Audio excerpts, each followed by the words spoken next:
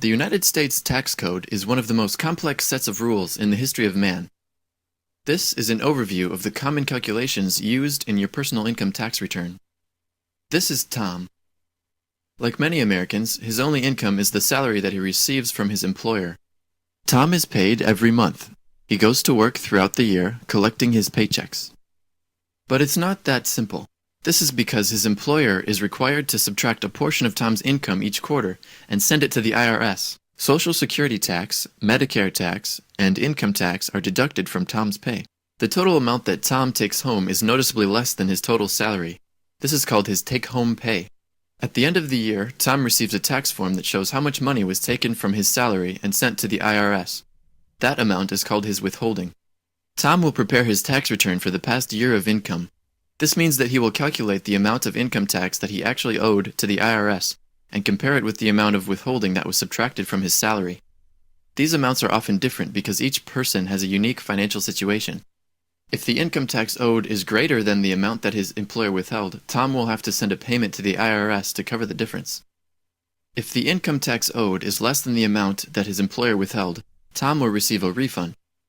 Now let's take a closer look at the specific calculations that determine the amount of income tax that we owe. Starting with all of the income you received during the year, you can remove exclusions. These may include alimony, employer-paid health insurance, and student loan interest. These items are not considered in calculating your income tax. The amount that you're left with is your gross income. Now you will begin the process of making some adjustments to determine your income tax. First, you'll take deductions for AGI. For example, you can subtract 401k contributions and expenses of a business that you own.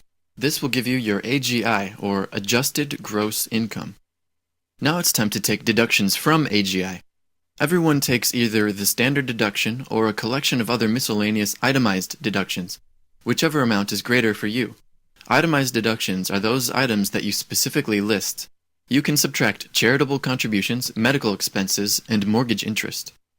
You will provide information about your spouse, children, and other dependents.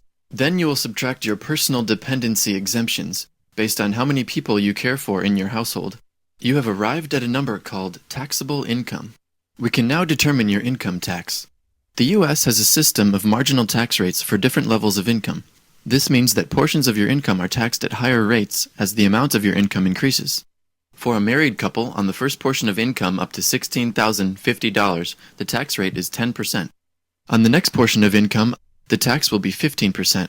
On the next portion of income, the tax will be 25%.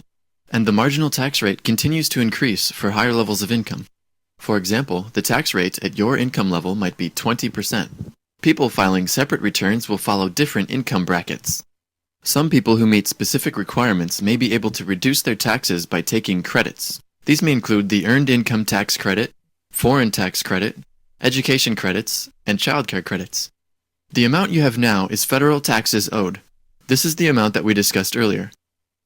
You must compare this amount to the amount that your employer withheld from your pay.